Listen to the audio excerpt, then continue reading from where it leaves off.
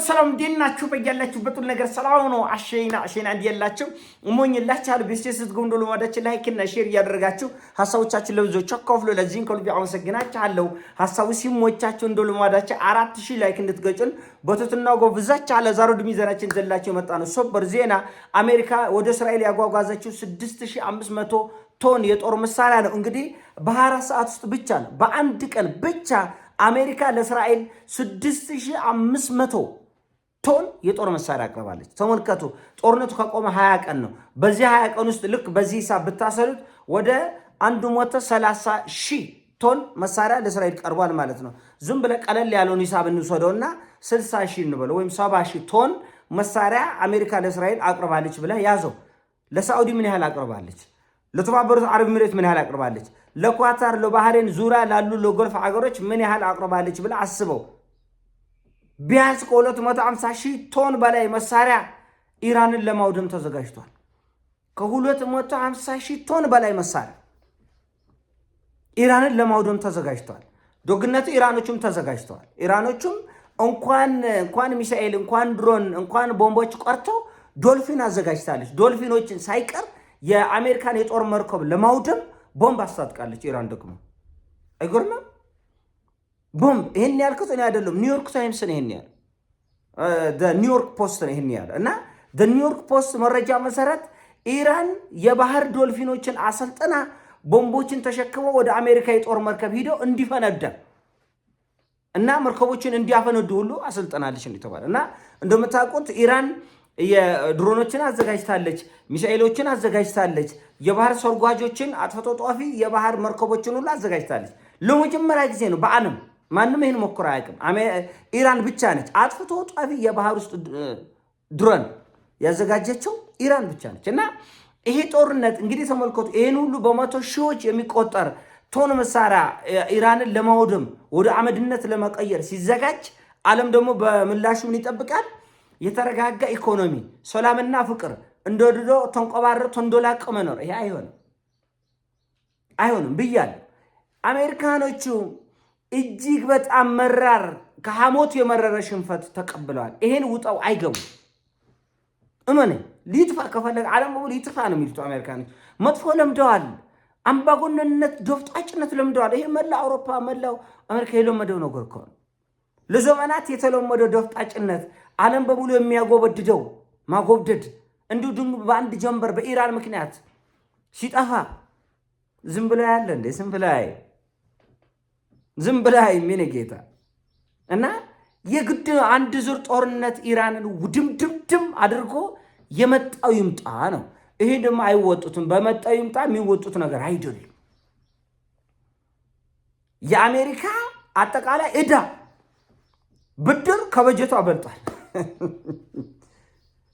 31.27 ትሪሊዮን ዶላር ነው ያለባት ዕዳ አሜሪካ ብድሩ ማለት ነው። 31.27 ትሪሊዮን የአሜሪካ በጀት ደግሞ ስንት ነው? 31.22 ትሪሊዮን እና ከ1940 ከሁለተኛ ዓለም ጦርነት በኋላ ታይቶ የማይታወቅ ሶቅጣጭ ዕዳ ውስጥ ነው የወደቀችው አሜሪካ።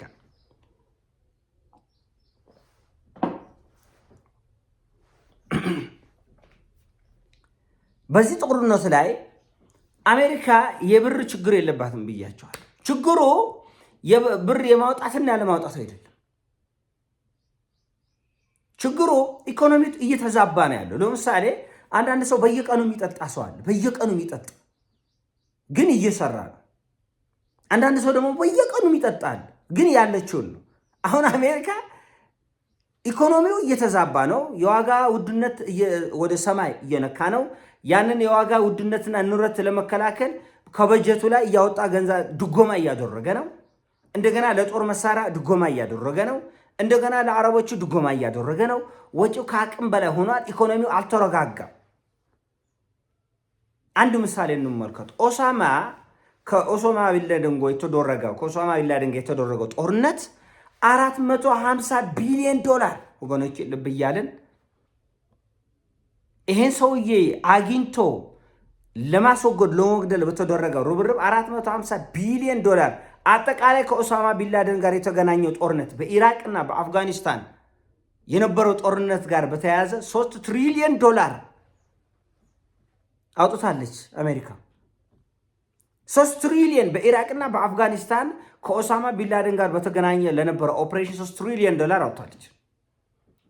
ያ ጦርነት ብዙም አያምም፣ አይቆጠቆጥም። ወጥቷል። ከፍተኛ ገንዘብ ነው፣ ከፍተኛ ኢኮኖሚያዊ ጫና የሚፈጥር ነው። ነገር ግን እየተሰራ ነው። ሌላው ዓለም ሰላም ነው፣ ነዳጁ ሰላም ነው፣ መንገዱ ሰላም ነው፣ መግባት መውጣት ሰላም ነው።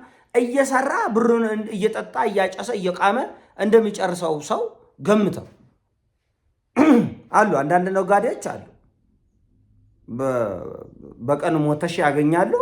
40-50 ሺህ ብር ይወላሉ፣ ይጠጣሉ፣ ይቅማሉ፣ ይተፋሉ። ስለዚህ 50 ሺህ ትርፍ አላቸው ማለት ነው። እና በኦሳማ ቢንላደን ጊዜ የነበረው ውጊያና የአሁኑ ይለያል። አሁን ጉሮራ አንቃ ነው ኢራን እየተዋጋች ያለችው። ገንዘብ የለም፣ ነዳጅ ጨምሯል፣ ኑሮ ውድነት ጨምሯል፣ ኢኮኖሚያዊ ግሽበት ወጥቷል። በሞላ ዓለም ነው። እና ጦርነቱ ብቻ ቢሆን ኑሮ ኢኮኖሚያዊ ጫና ባይኖር ኑሮ ችግር የለም፣ ሊዋጉ ይችላሉ። 2 ዓመትም 3 ዓመትም 4 ዓመትም እንደ ሌላው ዓለም የተራዘመ ውጊያ በኢራን ላይ ማሰብ በጣም ከባድ ነው። ውስብስብ ችግሮችን ይፈጥራል። እንደው የሆነ ሆኖ እንደው ቢያንስ ኢኮኖሚ ቢረጋጋ ኑሮ ነበረ። ከሁለተኛው ዓለም ጦርነት ከዛሬ 70 ዓመት ነው 80 ነው የሚመጣው 1940 ወደ 80 ዓመት ነው የሚመጣው በፈረንጆቹ። በፊት ታይቶ የማይታወቅ ዕዳ ውስጥ ነው የተዘፈቀችው አሜሪካ። በዚህ ሁኔታ ይህን ጦርነት እንቆጥል አንቀጥለው የሚለው ከፍተኛ ፍርሃት ውስጥ ከቷቸዋል። አከርካሪያቸውን እንሶብራለን። ቃል ነው እኮ ኢራኖች እኮ ቃል ወጣ አይደለም እንዴ? በቃ እና ኢራኖች አከርካሪያቸውን እንሶብራለን ከዚህ ጦርነት በኋላ ብለዋል። ይሄ አከርካሪ መስበር ከዚህ በላይ ምን አለ? አሁን የጭንቀት ምርጫ ውስጥ ነው ያለ። ለዚህ አንዛይቲ ቻይዝ የሚለው ሳይኮሎጂ ጭንቀት ምርጫ የሚባል ነገር አለ። የጭንቀት በዚህም ጭንቀት ነው አሜሪካ፣ በዚህም ብትሄድ ጭንቀት ነው፣ በዚህ ብትሄድ ጭንቀት ነው። ብትዋጋ ያለው የዓለም ኢኮኖሚ ኮላፕስ ያደርጋል፣ የእነሱንም ይዞ ኮላፕስ እያደረገ ነው። ባትዋጋ ደግሞ ይሄን መራር እንደ ሐሞት የሚጎመዝዝ የሚዘገንን መራር ሽንፈት ይዤ ወደ ቤት እገባለሁ ወይ? ጥያቄ አንጃይቲ ቾይዝ ይላል። የጭንቀት ምርጫ። አሁን አንድ ሰው መኪና እየነዳ ይላል ሳይኮሎጂስታችን ፊት ለፊቱ 4 ህፃናት ቢገቡና ልጆችን ለማዳን እንዲህ ሲል ጭራሽ ወደ ትምህርት ቤቱ የሚገባ ከሆነ 4ቱን ጎጅቶ ያለፋል ይላል። ለምን እንዲህ አዞራለሁ ስትል ማዕት ተማሪ የምትጨፈልቅ 40 ተማሪ የምትጨፈልቅ ከሆነ 40 ከመጨፍለቅ 4ቱን መጨፍለቅ። ሁለቱም የጭንቀት ምርጫ ነው። ሁለቱም የጭንቀት ምርጫ ነው። አሁን አሜሪካ በሁለቱም የጭንቀት ምርጫ ውስጥ ነው ያለችው። እንዲህ ብትሄድ ሞት ነው፣ እንዲህ ብትሄድ ሞት ነው፣ እንዲህ ብትሄድ እልቂት ነው፣ እንዲህ ብትሄድ እልቂት ነው። እንዴት ይሻላል ነው ጥያቄ። የጭንቀት ምርጫ ይሄው ነው። እና እኔ በግሌ እንዲህ ያሉ ውስብስብ ነገሮች እንደሚመጡ ከፊት ለፊት አውቃለሁ። መግቢያም የለም መውጫም የለም፣ መተንፈሻ የለም፣ ምንም አማራጭ የለም። አሜሪካ ኢራኖቹ ከቻይና 0 ቁጥር የሌለው መሳሪያ ይገባል። አንሊሚትድ መሳሪያ ደግሞ በራሽያ በኩል ይገባል። አንሊሚትድ ምንም ቁጥር የማይታወቅ በዚህ የጓሮ በር አለ። ኢራንና ራሽያ የሚገናኙት የሁለታቸው ብቻ በሉት አሉ። ሌሎች 4 ሀገሮች በብቃትና በእውቀት የሚጠቀሙት እነዚህ 2 ሀገሮች ናቸው። ስለዚህ በዚህ በኩል የሚገባው ጉዳይ አይታወቅም፣ ቁጥርም አይታወቅም፣ አይነቱም አይታወቅም። ስለዚህ ራሽያ ያላትን አሟጣ እንደ 3ኛ ዓለም ጦርነት የመሰለ ነገር ግን ያልተባነነበትና ያልተነቃበት ውጊያ በኢራን በኩል አሜሪካን ትጠዘጥዛለች የሚል ግምት አለን። ቻይኖቹ አሜሪካን በኢራን በኩል ይጠዘጥዛሉ የሚል ግምት አለን። ምክንያቱም ቻይናና አሜሪካ ፊት ለፊት የሚገጥሙበት እድል፣ ራሽያና አሜሪካ ፊት ለፊት የሚገጥሙበት እድል የለም።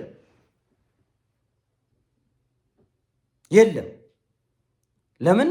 ሁለቱ አገሮች ወደዛ ጦርነት ከገቡ ምናልባት ወደ ኒውክሌር የጦር መሳሪያ ይሄዳሉ። ምናልባት ወደ ኒውክሌር የጦር መሳሪያ ሊሄድ ይችላል። ያ ደግሞ ዓለምን ይዞ ይጠፋል።